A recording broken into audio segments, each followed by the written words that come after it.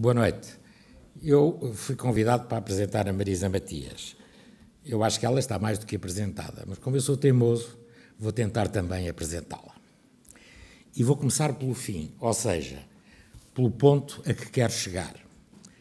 Em 4 de outubro de 2015, fomos muitos a votar no Bloco. Em 24 de janeiro de 2016, havemos de ser ainda mais a votar em Bloco na Marisa Matias.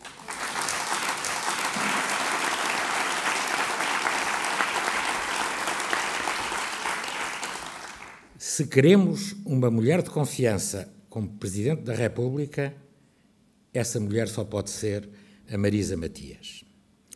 Ao cabo de 10 anos em que o país vive instalado no Palácio de Belém, um presidente totalmente dependente da direita que o elegeu, faccioso, parcial e sem um mínimo de isenção, já é tempo de voltarmos a eleger um Presidente da República que, sem renegar as suas ideias políticas e as suas opções ideológicas, saiba ser um Presidente de todos os portugueses. Mas atenção, como a própria Marisa Matias afirmou no discurso de lançamento da sua candidatura, uma Presidente de todos os portugueses é uma Presidente que não está de costas voltadas para os problemas que enfrentamos, nem está curvada perante uma mão cheia de poderosos. Uma Presidente de todos os portugueses sabe que o poder tem de estar do lado dos cidadãos e das cidadãs.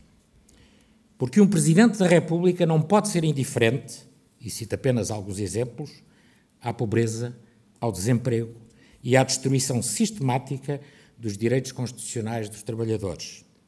Nem aquilo que estão a fazer aos reformados e pensionistas, violando o contrato estabelecido entre o Estado português e esses cidadãos mais velhos.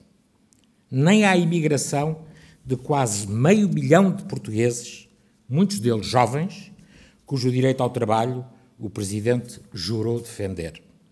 Nem à destruição do Serviço Nacional de Saúde, do ensino público, da nossa agricultura e das nossas pescas, em nome da concorrência das multinacionais, da liberdade empresarial dos mais fortes e dos escandalosos negócios milionários das parcerias público-privadas. É que, como também salienta a Marisa Matias, a Constituição não é de modo algum neutra em relação às questões essenciais. E não foi por acaso que nos últimos 4 anos a direita se dedicou tanto a atacar a nossa Constituição.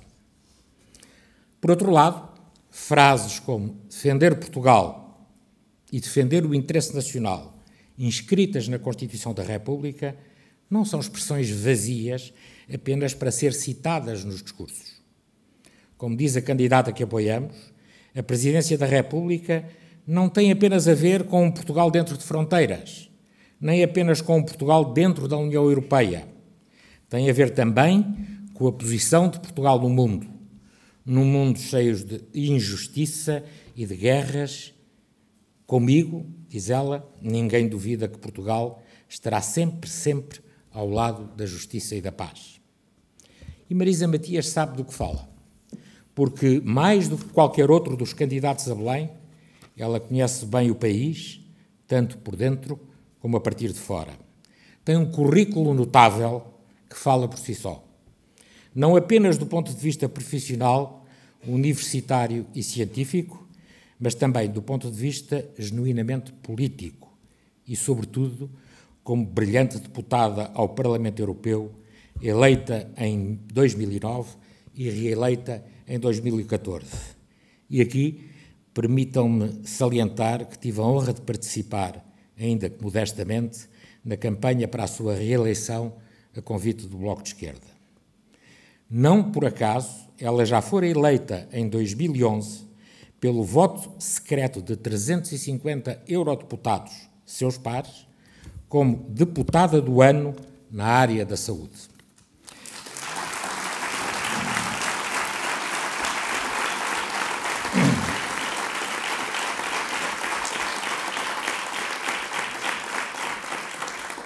Na sua intensa atividade como eurodeputada, Marisa Matias tem-se envolvido a fundo em assuntos tão relevantes e cruciais como, por exemplo, a indústria, a investigação e a energia, o ambiente, a saúde pública e a segurança alimentar e, desde junho de 2012, os assuntos económicos e monetários.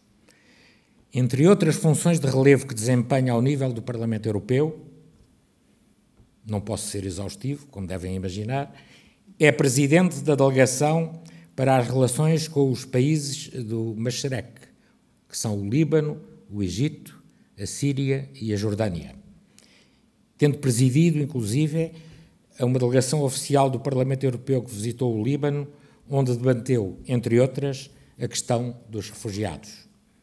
É coordenadora da Comissão de Assuntos Económicos e Monetários, no âmbito da qual tem acompanhado os assuntos relativos à governação económica, ao semestre europeu, ao Banco Central Europeu e às negociações da, sinistra, digo eu, Parceria Transatlântica de Comércio e Investimento. É também presidente do Intergrupo de Bens Comuns, que abrange os recursos naturais, designadamente a água, ou os espaços sociais e urbanos e vários bens imateriais.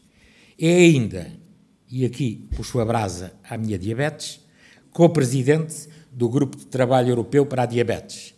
Mas digo-vos desde já que não me importa nada que ela deixe de o ser para se tornar Presidente da República.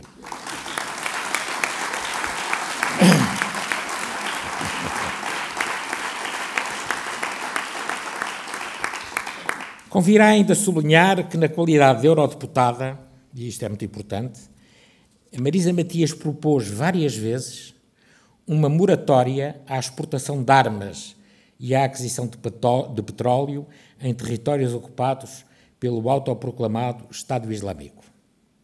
Será que agora, depois dos acontecimentos trágicos ocorridos em França, lhe darão finalmente uma resposta positiva? Vamos a ver. Esta enumeração, que está longe de ser exaustiva, justifica que eu diga que nenhum outro dos candidatos a Presidente da República tem a preparação, a experiência e os conhecimentos da Marisa Matias, tanto a nível interno como a nível externo, tanto a nível político como a nível económico e social. E eu sei do que falo, porque, talvez vocês não saibam, ou não se lembrem, fui durante 10 anos, entre 86 e 1996, chefe da Casa Civil de um Presidente da República, o Mário Soares, e publiquei, além disso, vários ensaios acerca das características essenciais deste órgão de soberania. O Presidente da República é um elemento essencial de equilíbrio no nosso sistema político-constitucional. A sua legitimidade democrática direta, o conjunto de poderes que lhe são atribuídos pela Constituição e o facto de se tratar de um órgão de soberania unipessoal conferem-lhe uma influência política muito mais ampla do que aquela que poderia resultar da mera tradução formal dos seus poderes constitucionais. O Presidente da República é um vértice de um triângulo institucional cujos outros vértices são a Assembleia da República e o Governo. É, por isso mesmo, um ponto de referência essencial da opinião pública, que o considera um poder moderador e arbitral, apto a intervir para pôr termo às crises políticas e garantir o regular funcionamento das instituições democráticas.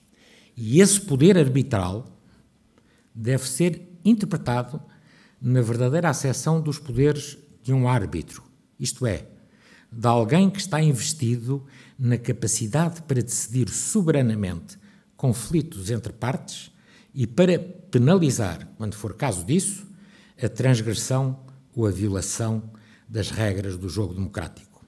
Além disso, o Presidente exerce de facto em Portugal aquilo a que se chama, e desculpa-me a imodéstia de dizer que fui eu o primeiro a usar tal expressão, uma magistratura de influência. A sua capacidade de comunicação e contacto direto com o país pode transformar-se num instrumento de atuação tão importante e tão forte como o conjunto de poderes jurídico-constitucionais que lhe são atribuídos pela Constituição. Nesta perspectiva, convirá realçar a importância que tem a personalidade e o estilo de atuação política de quem é eleito para o cargo, quer na configuração do órgão de soberania Presidente da República, quer na conformação dos poderes de que dispõe, quer na interpretação que faz dos limites da função presidencial.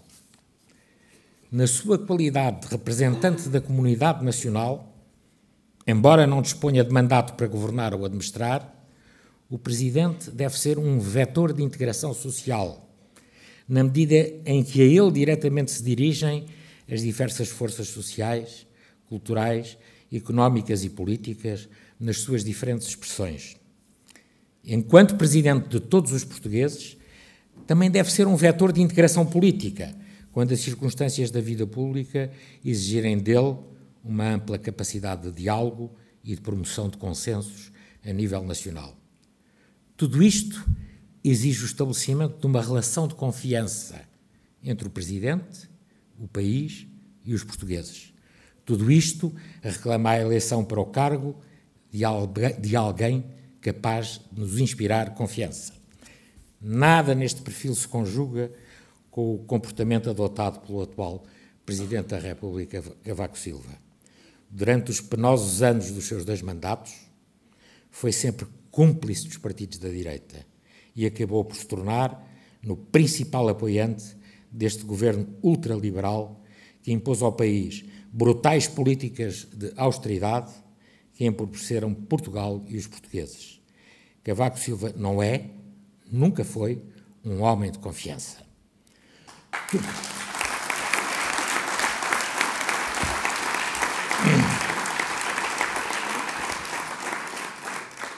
Tudo no perfil que enunciei se conjuga com o comportamento político e cívico característico da Marisa Matias, porque a Marisa já provou amplamente que é e será sempre uma mulher de confiança. Há, como ela diz, uma forma diferente de fazer política, de renovar a esperança num país justo, solidário, desenvolvido e soberano. Num Portugal de que nos possamos orgulhar. Em suma, num país que trate bem as pessoas, os cidadãos e as cidadãs, os trabalhadores e as trabalhadoras, com respeito, com decência e com dignidade. Numa palavra, que os trate como gente, com letra grande. Gente que merece muito melhor do que aquilo que tem tido. Com a candidatura de Marisa Matias, não é só a democracia que está a passar por aqui, como ela diz. É também a liberdade, a justiça e a fraternidade. E é, sobretudo, a coragem tão necessária para combater essa máquina das desigualdades que é a plutocracia, ou seja, a oligarquia da direita dos privilégios, dos interesses e dos negócios duvidosos, que venera o capital e os lucros e despreza os trabalhadores e os desempregados. Diz ela que o Palácio de Belém cheira a fio e que vai ser preciso abrir as janelas para entrar ar fresco. E eu digo, para concluir esta apresentação, vamos então ajudar a Marisa Matias a ir abrir aquelas janelas.